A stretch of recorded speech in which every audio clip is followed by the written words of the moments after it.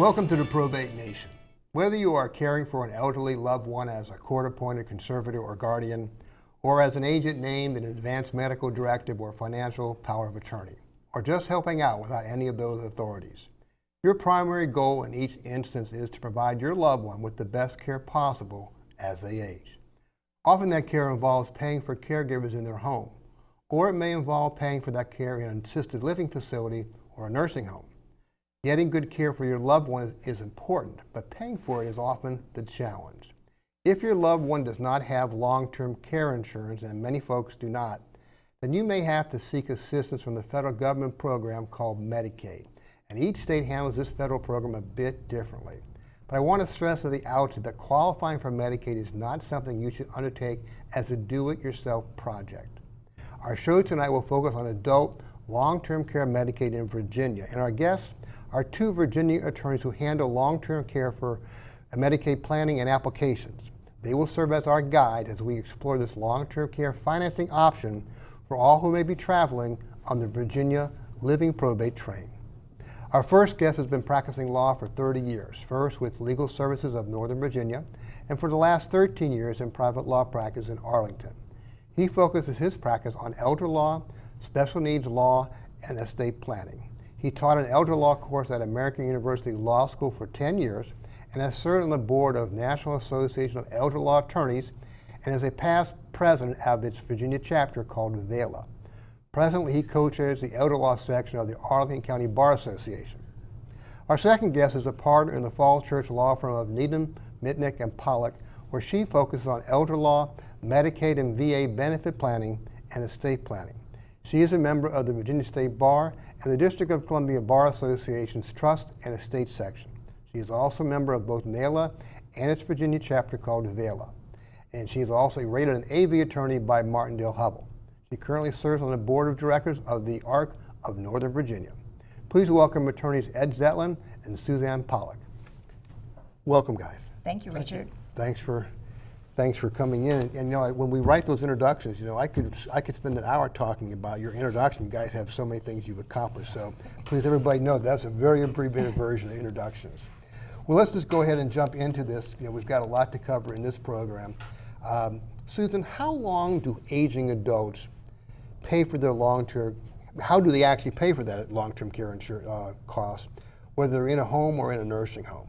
Well, the first thing would be perhaps if they have long-term care insurance or private pay if they have enough money to use their own resources, Medicaid.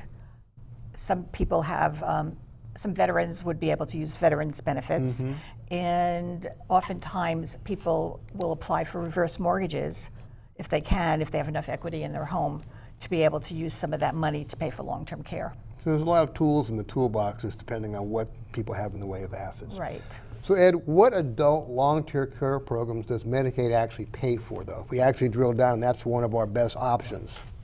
Well, think of it in two flavors. There is a nursing home component, so that if someone goes into a facility and they qualify, which we'll talk about, Medicaid can pay for the nursing home facility. It'll mm-hmm. cover that. The other program we have in Virginia is to obtain coverage in your home or someone else's home under the community-based care program. Okay. So those are the two areas in which Medicaid can pay for long-term care. Okay. Now, Susan, now Ed mentioned what it will pay for. Does it pay for assisted living? No, Medicaid does not pay for assisted living. There is an auxiliary grant program that may pay for some beds at assisted living facilities, but those are very limited, and there's usually a long waiting list for that. Okay, yeah, I mean, that's what I've heard. That those waiting lists can be, it's kind of like you can have it, but you may never get it. Right. So, now Ed, are there qualification criteria in order to receive Medicaid coverage for adult long-term care programs? Yeah, so first you have to be in Virginia. So Medicaid is not going to pay for a bed out of state. You have to be in Virginia. Okay. You have to qualify medically to have the need for long-term care. Okay. And then there are income and resource eligibility criteria that one has to meet. And we're going to talk a little more about So those are the main aspects. I suppose another aspect is you have to be a citizen of the United States. And Okay. that's Now, the main aspect. medical side, is that sort of framed in terms of what they call ADLs? Is that how we frame the Yeah, medical needs? so a pre-screening team will come out and will use the section they have and see whether or not you meet the ADLs and the medical requirement to be to obtain the medical coverage for it. Okay. Now, Susan, while Medicaid is a federal program, are there differences in how the programs are implemented by each state? Yes, there are differences in one major example is retirement assets are counted as a resource in the state of Virginia, whereas in the District of Columbia, it doesn't count. That's a big deal. Yeah, That's right. a big deal. Now, do people then forum shop sometime in order to find the right jurisdiction, in order to make them? Usually not. Usually not. Okay, okay. Now, Ed, are there differences, are there different qualification rules for a single person versus a married person?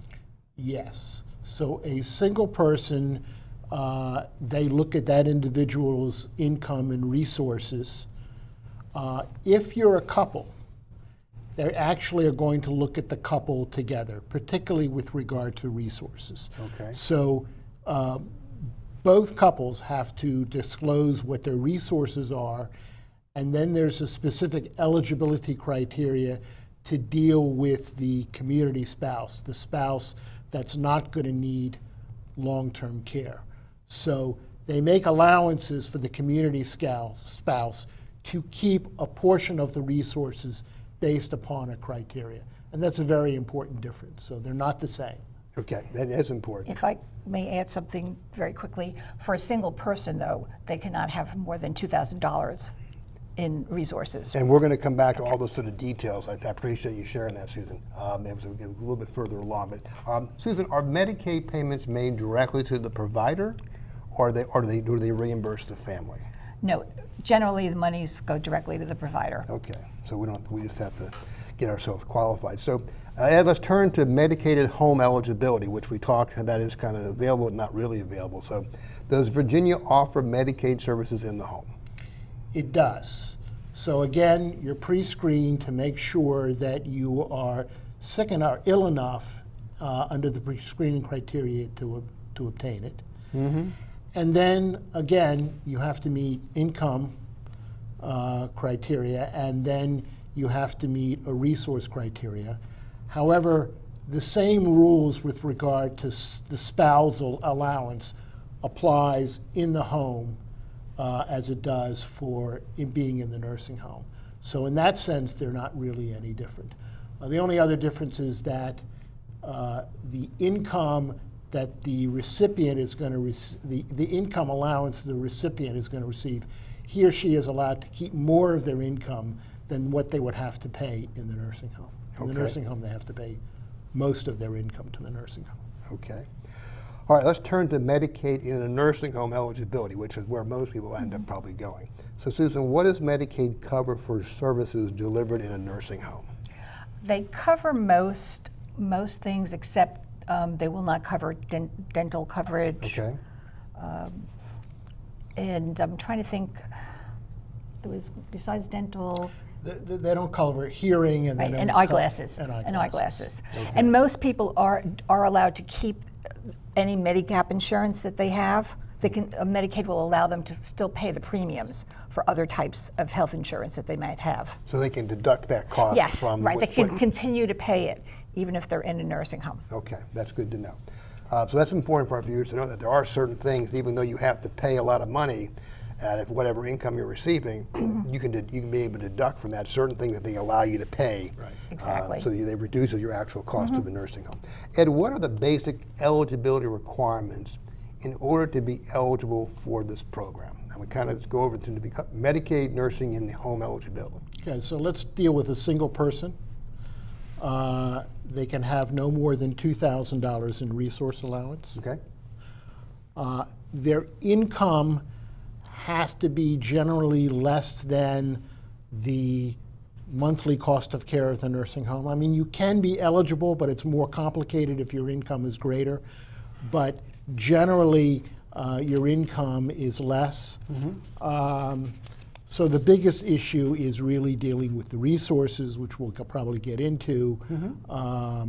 You're allowed to have a burial set aside, and you're allowed to do other kinds of burial planning.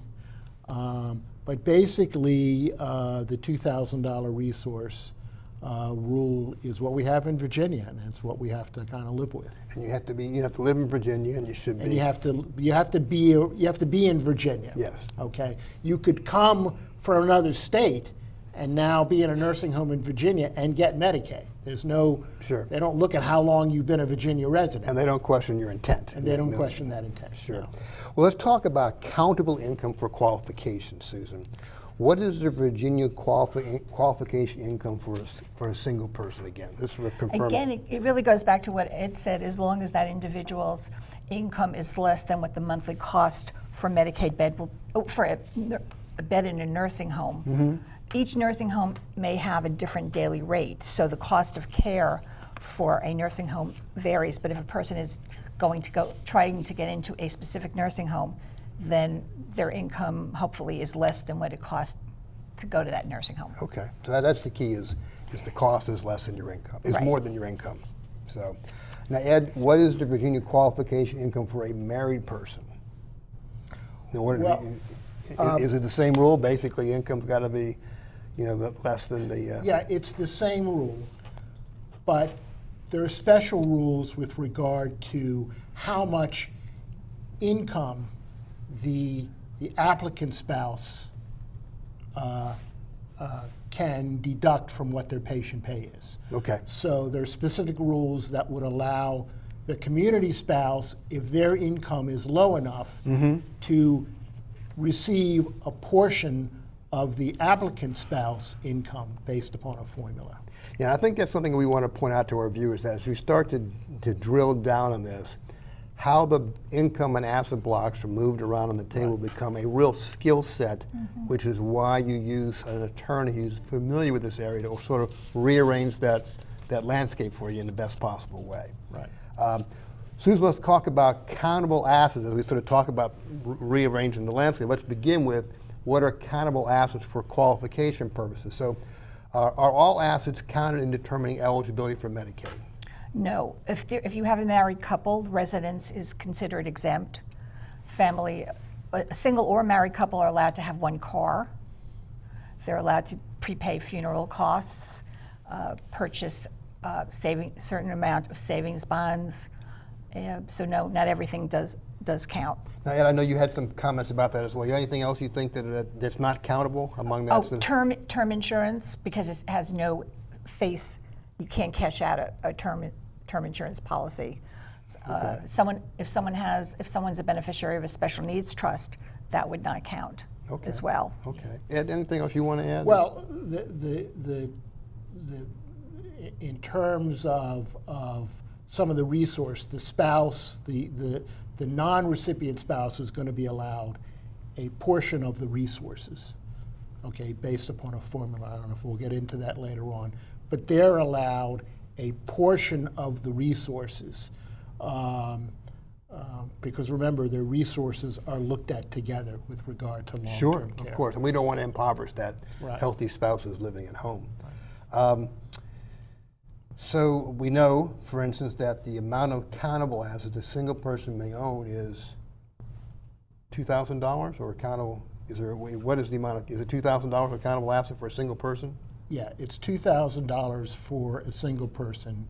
If you want to talk about a couple, there is a community resource allowance based upon a formula that the community spouse can keep. It's basically 1/2 of their total resources up to a maximum of about, it changes every year, it's now about $126,000. Okay. So if they have 300,000 countable resources, can they keep 150? No, they would have to get down to 126,000 for the community spouse and $2,000 for the applicant spouse. So we'll talk a little bit more Right. later on, but there's ways in which There to are ways spend, in which to that ways can to do that. spend down that Yeah. difference so Right. that you don't get penalized. Likewise, the spend down applies to a single person also. There may be some things the single person can do to get down to the 2,000. Okay, we're gonna definitely drill down a little bit further on that. So we talked about countable assets. Let's talk about some qualification pitfalls. Susan, what are some of the most common pitfalls that applicants run into, in meeting the income qualification requirement? There really isn't a problem with the income qualification. It's more if there's been gifting, or if I guess gifting is really the biggest pitfall. Okay. Now, Ed, what are some of the common pitfall applicants run into in meeting the asset qualification requirement? Well, again, if they've transferred assets, that could be an issue. If they transferred assets and they don't meet any of the transfer exceptions, there are some exceptions with regard to that, then that can be a problem. Okay. The other problem is actually putting together the application and gathering all of the resource and all of the income information, which is quite a chore to put together. So Yeah. that's some of the things they have to really begin to think about if they're thinking about this. Along those same lines, one of the pitfalls would be not to have someone else fill out the application for you, in particular staff at a nursing home who may not know the nuances of some of the information that's being put on the application. So you really need to have somebody much more qualified to guide one while filling out the application. Yeah, I know we've heard that from a number of our guests over the course of the programs in Maryland and DC and in Virginia, that the nursing home is not they're wonderful people and they do great things, but that's not necessarily that skill set that they have to understand how to move those blocks around on the table in order to make sure it all works. So yes, you definitely want to think about talking to somebody, a local attorney who knows how to deal with this stuff. Are there, Susan, are there tested and accepted strategies, to meet the countable asset requirement? I say strategies meaning I have too many assets. Are there ways in which I can move those around the table so that they're no longer counted against me? Right. Oh, definitely. There are more so for married couples than there are for single individuals, but for a married couple, the well spouse or community spouse could purchase a Medicaid qualified annuity, Okay. do repairs on their house, pay down a mortgage. I was going to say, pay down the mortgage. Pay down the mortgage is a I see a big lot of deal. folks pay down mortgages. Yeah, pay down the mortgage is a big deal. We always suggest for married couples or single persons to prepay any sort of funeral costs. course. Get that out of the way. Sure. And there are strict rules about dollar amounts, that kind of thing. Sure. Ed, how about yourself? Any particular strategies you think that are very helpful especially for married couples, which is where we see that? Well, I like to think about it in two categories. Okay. One is if you could take a countable resource and make it into an income stream for the community spouse. The income that goes to the community spouse, they can have as much income as they want. Yes. So if you can take assets and create that into an income stream for that spouse, you can do that. So that is taking resources and making it into an income stream. The other way is purchasing exempt assets, which is, as we said, exempt assets can be a house, a car, put money into the house, make it more valuable. So those are the two general strategies that we think about with regard to planning for a couple. And I want to stress to our viewers that though Susan and Ed are sharing some of these ideas with you, it's not to suggest that you should go out and start doing these things because it's like a game of pachinko. Every time you move a piece on the table, something else moves. And so you want to make sure that you have someone who understands the full picture, because it may be that some of these strategies they're talking about may not actually be a good fit for your situation. Even though they might work, they may not be right for your situation. So don't use it as an opportunity to go ahead and become your own lawyer. Closing comments, guys. Can you share some final thoughts, words of advice on long-term care Medicaid? And we have a few minutes, so I'm interested in you guys identifying some things that we can kind of go back and forth here for a couple of minutes. Okay. Ed, what do you have? Anything, some final words of advice Well, from the topic we've talked about so far? I know there's a lot more to cover. right. I think people should not go this alone. They should get help with regard to it. You must use somebody who understands the rules and understands the process. There's just a great deal of misunderstanding about that particularly couples have. They don't know about the fact that they think their house is going to be leaned on by the state. They think they're going to have to spend down all of their resources for long-term care. So there's just a great deal of misunderstanding with regard to what can be done. So that's, I think, one of the issues that I want people to think about. Sure. Susan, how about some thoughts you have? This is related to the application process. Many times people don't expect to ever have to apply for Medicaid, but when you're dealing with elderly people, this would be more so for the adult children or the spouse, to keep good documentation. In other words, don't throw away financial statements, because what will happen is Medicaid is always going to be asking for months or possibly years copies of different financial statements. So it's always good to keep those on hand and don't throw them away. Okay, sure. Yeah, they can ask for records going back a long way. 5 years. Sure. Now, one of the things I know we talked about in planning for this program and talked about some of the planning issues that come up and the challenges that you guys face in trying to qualify people is people don't realize that some of the things that they do may be a gift, even though they don't think it's a gift. You know, we think about a gift, you know, that I write a check to my granddaughter and give her $10,000. Okay, that's a gift, okay? But if I'm paying somebody's cell phone bill or their cable bill or whatever it might be, that may not seem to me to be a gift, but it might be counted as a gift. Right. Do you run into that problem a lot, Ed? Well, people confuse the issues about taxes with Medicaid. So they think that they confuse the exemption over the gift tax with regard to making gifts, and they think that applies to Medicaid. It doesn't. Okay, there's two separate issues. So that's the point here, is that even though the annual exclusion might exempt your gift from any gift tax return filing or gift tax itself, that does not apply to Medicaid. That's right. So that doesn't apply. On the other hand, there can be acceptable gifting. In fact, for the spouses, for the couple, there has to be gifting. We're going to move assets between the spouses, just based upon the idea of the spousal impoverishment criteria. So, and then there are issues in which you can do gifting to certain people at certain particular times with a meeting a certain kind of criteria that's allowed. But you need to know those rules to do that. Sure, sure. I think that's the key. Again, there are tools in the toolbox that can allow us to go ahead and build this house in a way that you know, the healthy spouse can live in that house and the ill spouse can be taken care of. And everybody lives hopefully happily for as long as they can. So, guys, I want to thank you both for taking the time and coming and talking with us today and sharing all this important information. It's just so much here, and the topic, of course, obviously can't be covered in just 25 or 30 minutes, but I thank you for taking and making the effort to come and at least introduce the topic to our viewers. Thank you. Thank you so much. Thank you. Thank you. Pleasure to be here. You're very welcome. You know, without a doubt, handling the finances for an aging adult can be challenging, and nothing can be more stressful than trying to figure out how to pay for their care, especially when your loved one has no long-term care insurance or has financial resources they want to preserve for their spouse or their children.